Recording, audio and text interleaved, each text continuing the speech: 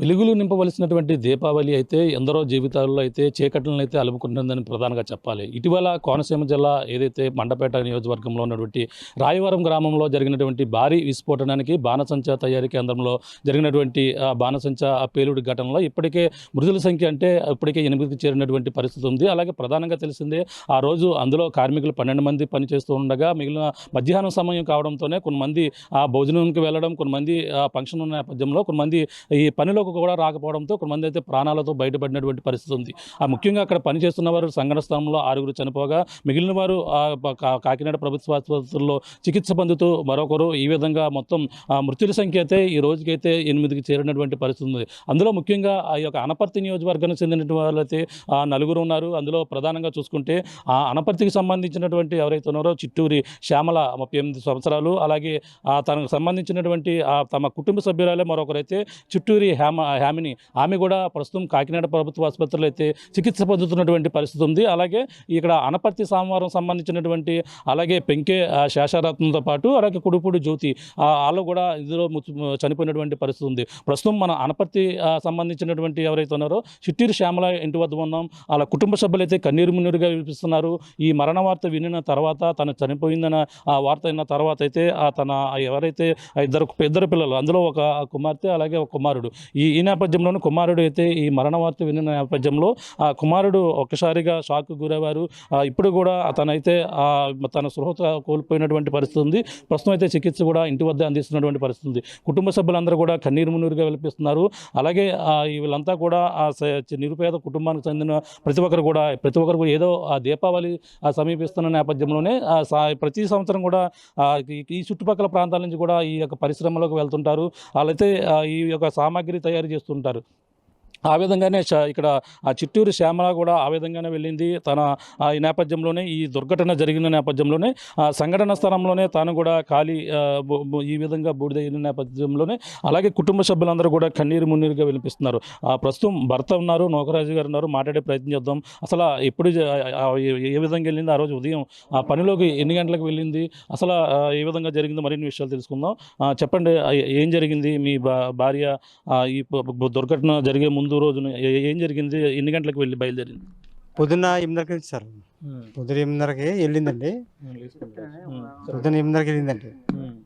పొద్దుట 8:30కి పనిలోకి వెళ్ళిందండి.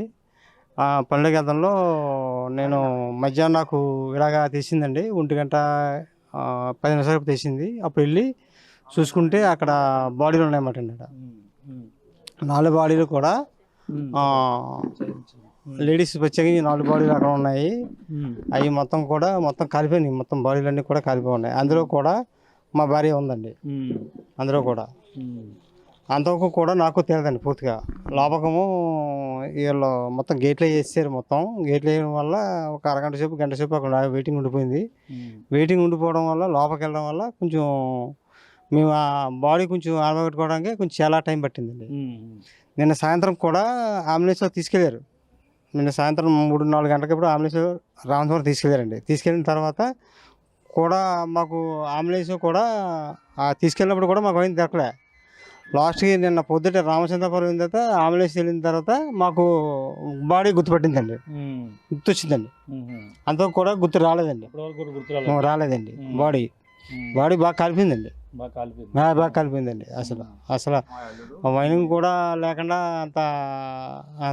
అంత ఉందన్నమాట అండి. మా మామయ్య గారు, మా అత్తయ్య గారు, మా అమ్మగారు అందరూ కూడా చాలా బాధ. ఎన్నాళ్ళ నుంచి శ్యామల గారు ఆ యొక్క ఏదైతే ఈ బాణసంచ తయారీ కేంద్రంకి పనిలోకి వెళ్తున్నారు? 3 నెలల నుంచి వెళ్తున్నారు సార్. 3 నెలల నుంచి 3 నెలల నుంచి వెళ్తున్నారండి. పొద్దున్న 8:30 వెళ్తున్నారండి, సాయంత్రం 6:00కి వస్తున్నారు అనమాట అండి. ఉదయం రోజు ఆటో మీద వెళ్ళొచ్చేస్తున్నారు. ఆటో మీద వెళ్ళొస్తున్నారండి. ఆటో మీద వెళ్ళొచ్చేస్తున్నారు ప్రతిరోజు కూడా. ఆటో మీద పొద్దున్న 8:30 వెళ్తున్నారండి, సాయంత్రం 6:30కి వచ్చేస్తున్నారండి. ఇది చాలా దురదృష్టకరం అన్నమాట అండి. నిజంగా చెప్పుకోవాలంటే మాకు చాలా బాధాకరం కూడా. ఎంతమంది పిల్లలు మీకు అండి? ఒక అమ్మాయి, ఒక అబ్బాయినండి. అబ్బాయేమో అక్కడ కానీ చాలా మాట్లాడడం కూడా రావట్లేదండి. వాళ్ళ మాటలు కూడా రావట్లేదండి.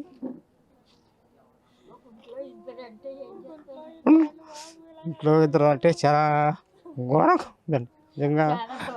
మాట్లాడడం కూడా మాట రావట్లేదండి నిజంగా చెప్పుకోండి సార్. నిజంగా అలా ఉన్న పరిస్థితి అండి. నిన్న నిన్న మధ్యాహ్నం 12-1 గంటకి చెప్పారండి. 12-1 గంటకి బాడీ చెప్పారండి మాకు. పోస్ట్ మార్టం చేసి అన్ని రాసుకున్న తర్వాత మాకు చెప్పారు సార్. చాలా మంత్రి గారు ఆయన వచ్చారండి. ఇది చాలా ఘోరం సార్ నిజంగా. ప్రతి సంవత్సరం కూడా ఈ యొక్క బాణసంచ తయారీ కేంద్రానికి వెళ్తారండి. ఈ సంవత్సరం వెళ్ళారు కొత్తగా? సార్, ఈ సంవత్సరం వెళ్ళారండి. ఇప్పుడే 3 నెలల నుంచి వెళ్తున్నాం తప్పించి అంతకుముందు మేము ఎప్పుడు వెళ్ళలేదు సార్. బాణసంచ తయారీకి ఎప్పుడు వెళ్ళలేదు మేము. వెళ్ళలేదు అసలు ఇప్పుడు కూడా వెళ్ళలేదు. అది ఇప్పుడు కూడా ఆవిడ అలా వెళ్ళలేదు. బాణసంచ 3 నెలల నుంచి వెళ్తుంది అంతే. అంటే అనుభవ సవారి నుంచి వెళ్తున్నారని చెప్పి వాళ్ళ ఆటోలో వస్తున్నారని చెప్పి వెళ్తున్నారండి సార్. చాలా రోజుకి ఎంత ఇస్తారు కూలి? రోజుకండి రోజుకి 300 సార్. 300 కూలి అండి. 300 రోజుకి కూలి సార్. పొద్దున్న సాయంత్రం దాకా సార్.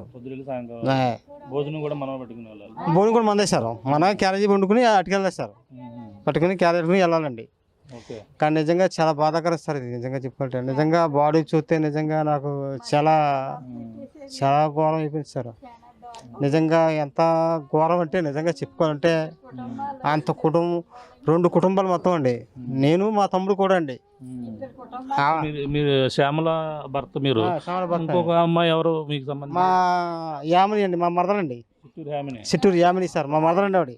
ఆవిడ హాస్పిటల్లో ఉన్నారండి. చాలా సీరియస్గా ఉంది సార్. ఆవిడ కూడా ఏదైనా కూడా చెప్పలేమంటున్నారు. ఆవిడ కూడా పరిస్థితి చాలా ఘోరంగా ఉంది సార్. అది ఒకే కుటుంబంలో ఇద్దరంటే చాలా చాలా ఘోరం సార్ ఇది నిజంగా చెప్పుకోవాలంటే. ఎందుకంటే చాలా మాకైతే చాలా బాధగా ఉంది సార్. ఇదైతే ఎంత బాధగా ఉందంటే అంత బాధపడతాం సార్ మేము. కానీ నిజంగా చెప్పుకోవాలంటే మాట్లాడడం కూడా రావట్లేదండి. మాటలు కూడా రావట్లేదు సార్. మా అబ్బాయి కూడా చాలా బాగా వస్తాడండి. అతను అంతలా ఉన్నారు సార్. అతను నిజంగా మీరు జనరల్గా ఏం చేస్తుంటారు? మీరు వ్యవసాయ పని చేస్తాను సార్. వ్యవసాయ పని కూలి పని చేస్తాను సార్. నేను వ్యవసాయ పని కూలి పని చేస్తాను సార్. నేను డైలీ కూలి అండి. మాకు ఏ ఆధారం లేదు సార్. మాకు అసలు ఏ ఆధారం లేదండి. అసలు 2 పిల్లలండి. అమ్మాయి అబ్బాయినండి. నాకు అమ్మాయికి మ్యారేజ్ అయ్యిందండి. అబ్బాయికి అవ్వలేదండి. అబ్బాయి చదువుకుంటున్నాడండి. తమ్ముడు గారు అబ్బాయి తమ్ముడు గారు అయితే 2 అమ్మాయిలండి. మీరు వ్యవసాయం చేసుకుని ఇప్పుడు కూలీనాలు చేసుకుంటేనే మీకు తప్పించి మాకు ఏం లేదు సార్. పొట్ట వెళ్తే కానీ లేకపోతే పనిలోకి వెళ్ళకపోతే మాకు రూపాయి రాదు సార్. అసలు పనిలోకి వెళ్ళకపోతే 1 రూపాయి కూడా లేదు అసలు అండి. మాకు జీవనాధారం లేదు సార్. అసలు ఏమీ లేదు అసలు మాకు చాలా బాధపడతాం నిజంగా చెప్పుకోవాలంటే. మొన్న అయినా బుధవారం దుర్గసంతో చాలా బాధ కలుగుతుంది నిజంగా చెప్పుకోవాలంటే. బాడీ చూసి నాకు కళ్ళు తిరిగినమాట నిజంగా చెప్పుకోవాలంటే. ఎంత బాధపడ్డానంటే అంత బాధపడ్డాను సార్ నేను నిజంగా చెప్పుకోవాలంటే. ఎన్ని గంటలు తెలిసిందన్నారు కరెక్ట్గా ఆ రోజు మీకు ఘటన ఎలా జరిగింది? నాకు తెలిసాను 1:10 ఎప్పుడు తెలిసింది సార్. 1:10 నిమిషాలు తెలిసిందండి.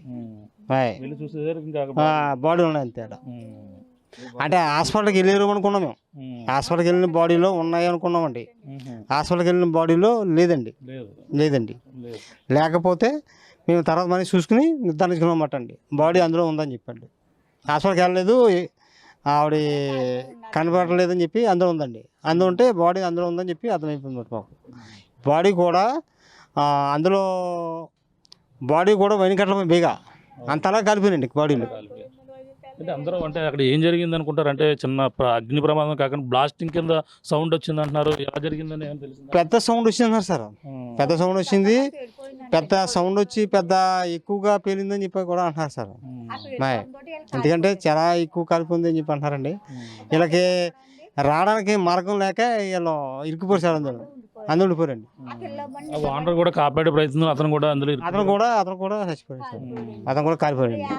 గవర్నమెంట్ నుంచి ఏమన్నా మీకు ఎవరన్నా నాయకులు కానీ ఎవరన్నా వచ్చి మీకు ఏ విధంగా ఆదుకుంటారు? ఇప్పుడు ఇంకా నష్టపరిహారం ఎవరు కూడా చెప్పలేదు. ఏ విధంగా ఇవ్వలేదు సార్. మేము ఇవ్వలేదండి. నిన్నే రామకృష్ణారెడ్డి వచ్చేసారు. నేను పొద్దున రామకృష్ణారెడ్డి వచ్చా. మేము లేవండి ఇక్కడ. మీ ఇంటికి లేవండి. మేము హాస్పిటల్ ఉన్నాండి. బాడీ గురించి వెళ్ళామండి. రామకృష్ణారెడ్డి వచ్చారు సార్. అంతే అండి. చెప్పమ్మ, ఏమవుతుంది మీకు? శ్యామల ఏమవుతుంది? మా కోళ్ళండి, మా అక్క కోళ్ళండి బాబు.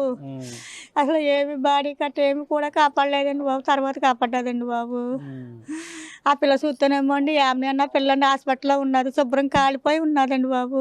పై నుంచి కింద కాలిపోయి అసలు మనిషే కాపాడతారు, రూపుడు కేకలు కాపాడతారు. పిల్ల చాలా బాధపడిపోతుందండి.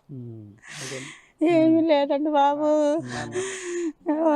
ఎంత గుంట్లో ఇద్దరు అంటే చూడండి, కుండా సరిపోయింది బాబు. ఇలాగ అయిపోయారు. 300 కోసం అలా కట్టుబడినా పొట్టగాడికి వెళ్తే ఇలాగ అయిపోయారండి బాబు.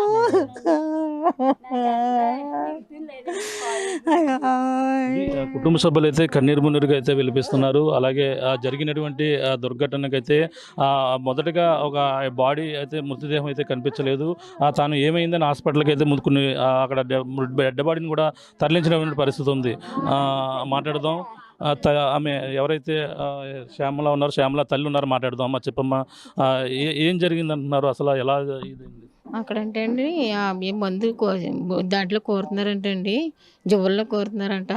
కోరుతుంటే ఈ కుర్రోడు జల్లింతున్నాడంట. అది నెరిసిల కింద వచ్చేయి అని అంటున్నారండి. ఏం చూడలేదు, మేము దూరం నుంచి వచ్చాము. అది నెరిసిల కింద వస్తున్నాయి వచ్చి వాండర్ గారు అన్నారంట బయట జల్లించారంట. అయిపోయింది, కొంచెం ఉంచారన్నారంట. ఆ కొంచెం జల్లించినప్పటికీ ఏంటో అంటిపోయిందంటండి. అంటిపోతే ఈ బాడీ వీళ్ళు రాలాక అందులో ఉండిపోయారండి ముగ్గురు. అక్కడ తోటలకి ఇద్దరేమో కాలిపోయారు. కన్నవాళ్ళేమో బయటకు వచ్చారంటండి. ఇద్దరు బయటకు వస్తే బూతులో పడిపోయారంట. వాళ్ళు బాగానే ఉన్నారంట. చెయ్యేది ఇరిగాయండి, అన్ని వాళ్ళకు బాగానే ఉన్నారు. వీళ్ళైతే మాత్రం అందులోనే ముగ్గురు కూడా ఉండిపోయారంటండి. బాడీ ఆ తర్వాత మా అల్లుడి గారికి ఫోన్ చేస్తే మా అల్లుడు వెళ్తే అందులో బాడీలు లేవి అర్థం అవ్వక హాస్పిటల్కి వెళ్ళారేమో అని హాస్పిటల్కి వెళ్ళాడంటండి మా అల్లుడు. అక్కడ కూడా ఎవరు లేరట. మా ఆవిడ ఇందులో లేదు కదని మళ్ళీ నిన్న వెళ్ళి చూస్తే అందులో బాడీ వైన్ కడితే చుట్టూ చూసి మట్లో ఉంటాయండి కాలుకి. ఆ కాళ్ళు కాలకుండా ఉన్నాయంటండి. ఆ కూత కాలకుండా ఉంటే అవి చూసండి బాడీ మందని తీసుకొచ్చారండి. నిన్న మధ్యాహ్నం తీసుకొచ్చారు. అంతే సార్, మాకు ఏమి రూపాయి డబ్బులు ఎవరు ఇవ్వలేదు. ఆ బాడీని తీసుకొచ్చి అప్పచెప్పారు. అక్కడ దాకా వచ్చారు. అక్కడి నుంచి తీసుకెళ్ళిపోయారండి. బాడీ వాసన వస్తుందని తీసుకెళ్ళిపోయారు. కానీ ఇద్దరు కూడా మా ఊరోళ్ళే సార్, మా ఊరిలో ఉన్నారు. ఆ ఇద్దరు కూడా. మరి ఆ ఇద్దరిని తర్వాత తీసుకొచ్చారట. బాడీలు గుర్తుపెడితే కానీ తీసుకురారు కదా సార్, అందుకు తీసుకొచ్చి మరి ఎలా జరిగించారు. వెళ్ళేటప్పుడు పనికి వెళ్తున్నానని గతంలో మీతో ఏమన్నా చెప్పింది మీ అమ్మాయి శ్యామలు? అక్కడ ఏమేమి పనులు చేస్తాం, అక్కడ ఏమేమి ఉంటాయి, ఇవన్నీ కూడా గతంలో ముందు చెప్పేదా? చెప్పించారు. ఏంటమ్మా మందుల పనులకి వెళ్ళకమ్మ నువ్వు, అది గవర్నమెంట్ ఉంటుంది కదా అన్నాను. అంటే అమ్మ అది ఏమీ లేదు, మగవాళ్ళు చేస్తారు పెద్ద పెద్దవి, నేనైతే దువ్వల్లో కూరతాం మందు అవన్నీ కలుపుతారు, జల్లిచ్చేసి మగవాళ్ళు జల్లిచ్చేస్తారా, మేము కూరతామే, అందులో పని ఏమీ లేదు అందే. వద్దమ్మా నువ్వు వెళ్ళకో అన్నాను. నైట్ డ్యూటీలు చేస్తున్నారు సార్ ఇప్పుడు ఈ మధ్యలో. ఇది వస్తుంది కదా దీపావళి, నైట్ డ్యూటీలు చేస్తాడంటే నైట్ డ్యూటీలు ఎందుకు అమ్మంటున్నాం, అయినా చేసి మీరు ఇందులోకి వస్తేనే, మరి నైట్ డ్యూటీలకు వస్తేనే పగల డ్యూటీ ఉంటుంది అన్నారట. నైట్ డ్యూటీకి కూడా వెళ్ళారు. ఆ నైట్ వెళ్ళారు. ఆ పగల మళ్ళీ పనికి వెళ్ళింది. నైట్కి రాత్రి పగలు కూడా చేస్తున్నారు అక్కడ వరకు చేస్తున్నారండి, వారం రోజులు మట్టించి. అయితే నైట్ వెళ్ళింది. నైట్ వెళ్ళి ఆ పగల మళ్ళీ వెళ్దాం అన్నప్పటికి వెళ్ళిందంటండి. వెళ్ళాక ఇలా జరిగితే ఇంకా వార్నింగ్గా జరిగిపోయింది కదా, ఇంకేం మాట్లేదు, మంత్ లేదు, ఏమీ లేదు సార్. మాకైతే రాత్రి పగలు చేస్తే వాళ్ళకి నిద్రలు ఉండవు కదా, అంటే అంత ముందు వెళ్ళినప్పుడు కూడా ఈ విధంగా సార్ ఒక 10 రోజులు మట్టిచ్చే రాత్రులు చేస్తున్నారట. మా పాప అయితే అలానే కొంట్లో బాగాలేదని హాస్పిటల్లో ఉంది. హాస్పిటల్లో ఉండి మంగళవారం వేరే రోజు వచ్చారు. మా పాప బుధవారం వెళ్ళింది.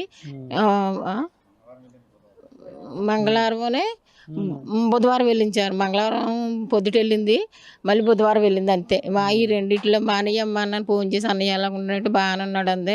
నువ్వు మానేయమ్మ మందుల కొట్లో కంటే ఈ 2 రోజులే వెళ్తామమ్మా, ఇంకా అక్కడి నుంచి వెళ్ళాం, అక్కడి నుంచి పగలే ఉంటుంది అని అన్నదే. అంతే సార్, ఇంక నాకు అదే చెప్పింది. నాకైతే అక్కడ చేసి పని లేటు నా తెలవ ఇలా చెప్పింది, కూరతమే. దీని మీద అనుభవం ఉందా శ్యామల గారికి? ఇలా పని చేయడం, అక్కడికి వెళ్ళిన తర్వాత చెప్తేనే చేయడం తప్ప అంతకుముందు దీనిపైన అనుభవం ఉందా ఆవిడకి? అనుభవం లేదు సార్. వెళ్ళకే ఆ పైన అక్కడ చేస్తుంటే చూసి చేస్తమే. ఇప్పుడు వాళ్ళు చేస్తుంటే వాళ్ళు ఇది పని చేయాలని చెప్తే చేస్తుంది, అంతే సార్.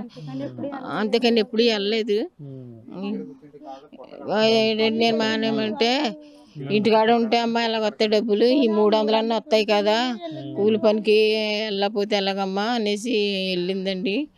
రూపాయి డబ్బులు తెచ్చుకుందామని వాటి మీద ఆధారం సారా ఏమీ లేవు మాకు. ఆ ఆధారం బట్టి వెళ్ళింది. వెళ్తే మరి నా కూతురులాగా ఉంచారు. ఇది పరిస్థితి మొత్తం ఈ మొత్తం ఘటనపై అయితే మొత్తం ఎక్కడ చూసినా సరే వాళ్ళ కన్నీరు మున్నీరుగా వెలిపిస్తున్నారు. మొత్తం చూడొచ్చు మనం ఈ ఫోటోలో కనిపిస్తున్న ఆమె శ్యామల, అంటే కుటుంబానికి చెందినటువంటి చిట్టూరు శ్యామల, అలాగే మరొక చిట్టూరి హ్యామిని, ఆమె కూడా ప్రస్తుతం హాస్పిటల్లో సాగు బతుకుల మధ్య అయితే పోరాడుతూ ఉంది. ఇప్పుడైతే ప్రస్తుతం తాను కూడా అక్కడ ఏదైతే విస్ఫోటన జరిగిన నేపథ్యంలో మృతదేహాలను అయితే బయటికి తీశారు, కానీ తన మృతదేహం అయితే కనిపించలేదు. అదే హాస్పిటల్కి తరలించారు, అక్కడ కూడా వెతికే ప్రయత్నం చేసినప్పటికీ అక్కడ కూడా కనిపించలేదు. అక్కడ చివరికి మళ్ళీ అదే ప్రాంతంలో చూస్తే అక్కడ రాళ్ల కింద ఎన్ని కూడా పడి ఆ మృతదేహాన్ని అయితే గుర్తించినటువంటి పరిస్థితి ఉంది. ఈ నేపథ్యంలోనే తను అయితే రోజుకి అయితే ఉదయం వెళ్ళి సాయంత్రం వస్తారు, రోజుకి 300 రూపాయలు కూలికి మాత్రం వెళ్తుంటారు. తన భర్త ఎవరైతే ఉన్నారో తన భర్త కూడా ఆ వ్యవసాయం చేసుకుంటూ కూలినాలు చేసుకుంటూ వాళ్ళైతే జీవనం సాగిస్తారు నౌకరాజు గారు. ఈ నేపథ్యంలో తన 2 పిల్లలను కూడా పోషించుకునేందుకు ఈ నేపథ్యంలో అదే గత 3 నెలల నుంచి కూడా ఇదే పనిలోకి అయితే మొదటగా వెళ్తున్నటువంటి పరిస్థితి. కానీ 10 రోజుల నుంచి కూడా రాత్రి పగలు కూడా ఈ పనికి రావాలని, అలాగే ఆ రాత్రి వస్తేనే పగలు కూడా పని ఉంటుందని కూడా ఒక చెప్పిన నేపథ్యంలోనే వాళ్ళైతే పనిలోకి వెళ్తున్నారు. అలాగే రోజుకు వచ్చే 300 కోసం వెళ్ళి ఈ విధంగా ప్రాణాలు కోల్పోయినటువంటి పరిస్థితి అయితే ప్రధానంగా ఉంది. ఏదేమైనా కుటుంబ సభ్యులందరూ కూడా కన్నీరు మున్నీరు కల్పిస్తున్నారు. మృతదేహాలు నిన్న యొక్క పోస్ట్ మార్టం అయిన తర్వాత ఇంటికి తీసుకొచ్చిన పరిస్థితి ఉంది. అంటే కార్యక్రమాలు దానికి సంబంధించినటువంటి అన్ని కార్యక్రమాలు కూడా పూర్తయినటువంటి పరిస్థితి ఉంది. ఏదేమైనా కుటుంబాన్ని అన్ని విధాలు కూడా ఆదుకోవాలి. ఇప్పటికే ప్రభుత్వం ఆర్థిక సహాయం కూడా ఏ విధంగానూ కూడా ప్రకటించలేదు. అలాగే ఆ కుటుంబాన్ని అన్ని విధాలు కూడా ఆదుకోవాలని, ఈ విధంగా వాళ్ళు వెళ్ళి ప్రాణాలు కోల్పోయినటువంటి పరిస్థితి ఒకే కుటుంబంలో, అంటే ఇద్దరు, అంటే ఇప్పుడు ప్రస్తుతం మరొకరు ఎవరైతే ఉన్నారో హ్యామీని అయితే సాగు బతుకుల మధ్య పోరాడుతూ ఉంది. అలాగే ప్రస్తుతం శ్యామల అయితే ఇప్పుడైతే మృత్యువాత పడినటువంటి పరిస్థితి ఉంది. ఏదేమైనా కుటుంబాల్లో అలాగే దీపావళి వెలుగులు నింపవలసినటువంటి దీపావళి మాత్రం ఈ కుటుంబంలో మాత్రం ఆ చీకట్లను అలుముకునేలాగా చేసుకున్నటువంటి పరిస్థితి ఉంది. బాణసంచ ప్రమాదంలో మృతుల సంఖ్య 8కి చేరిన నేపథ్యంలో ఈ ఒకే కుటుంబానికి చెందినటువంటి ఇద్దరు, ఒకరు చనిపోగా మరొకరు అయితే హ్యామిని అయితే చావు బతుకుల మధ్య కాకినాడలో అప్పుడైతే చికిత్స పొందుతున్నటువంటి పరిస్థితి ప్రధానంగా ఉంది. ఏదేమైనా కుటుంబ సభ్యులను అన్ని విధాలుగా కూడా ఆదుకోవాలని కూడా వీళ్ళందరూ కూడా కోరుతున్నటువంటి పరిస్థితి. కన్నీరు మున్నీరుగా వెలిపిస్తున్నారు. భర్త కూడా మాట్లాడలేని ఆ పరిస్థితి ఉంది. తన కుమారుడు తన తల్లి చనిపోయిందన్న మరణ వార్త విని తను కూడా ప్రస్తుతం అపస్మార స్థితిలో పోయారు. తనైతే ప్రస్తుతం ఇంటికి వద్దే చికిత్స అందిస్తున్నటువంటి పరిస్థితి ప్రధానంగా ఉందని చెప్పాలి. ఇది కూడా తాజా పరిస్థితి. కెమెరాతో ప్రకాష్, RTV, అనపర్తి నుంచి. తెలుగులో న్యూస్ కి ఫాస్టెస్ట్ యాప్ ఇప్పుడు టోటలీ న్యూ అవతార్లో జస్ట్ 5 seconds లో కంప్లీట్ న్యూస్. సోషల్ మీడియాలో ట్రెండ్స్ కి one stop solution. Live TV app voice search option తో ఇప్పుడే డౌన్లోడ్ చేయండి లేదా అప్డేట్ అయిపోండి. యాప్ లింక్ డిస్క్రిప్షన్ లో ఉంది.